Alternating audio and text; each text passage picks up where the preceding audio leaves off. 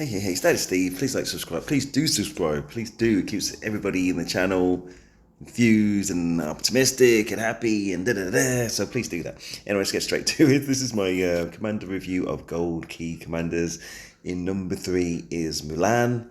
Normally, and at the end, I normally do a talent tree and never use Mulan as a primary commander, so I'm not going to do the talent tree.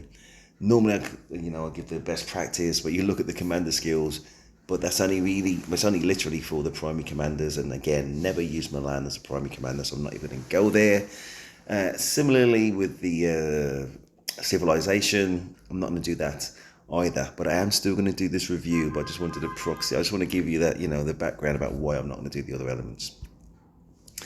But the reason why I have got it at number 3, since I mentioned all that, is if you ever go into KVK, as I said before, and you look at the whales, and I'm talking about endgame whales, and I use her as well. Not that I'm a whale, but I do use her as well. You will see her featured in the 5 armies that they can use in the KVK canyon. It's not a KVK canyon, but they do all use it. They just do. And there's a reason for that. Let's go back into the skills. There's a reason for that. Let's go into those reasons. So for the active skill, for the next 3 seconds, up to 5 nearby allied or friendly troops, which is going to be you plus 4 others. You gain 20% attack, defense, and health. It's a buffer. And also, blah, blah, blah, you get this march speed, which is not going to be useful in a battle. Unless you're trying to get away, but still pointless. Especially for me, because I'm an infantry main.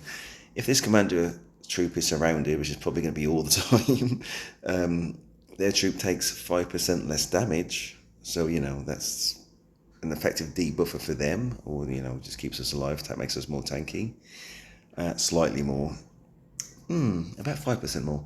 Whenever their troop is hit with a basic attack, it has a 20% chance to reduce the attacker's rage by 100%. So for whatever reason, we know that is normally, or the probability things, normally 10%.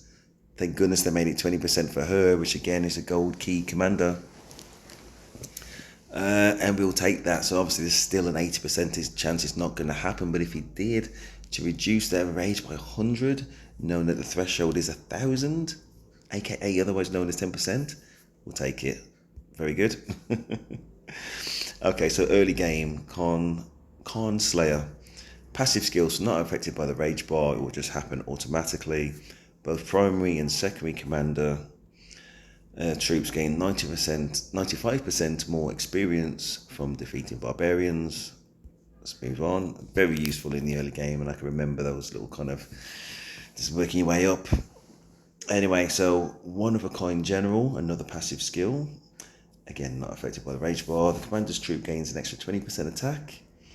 Whenever this commander uses an active skill while serving as a secondary commander, increases the target's damage received by 20%. For 3 seconds with a cooldown of 5 seconds. Awesome. And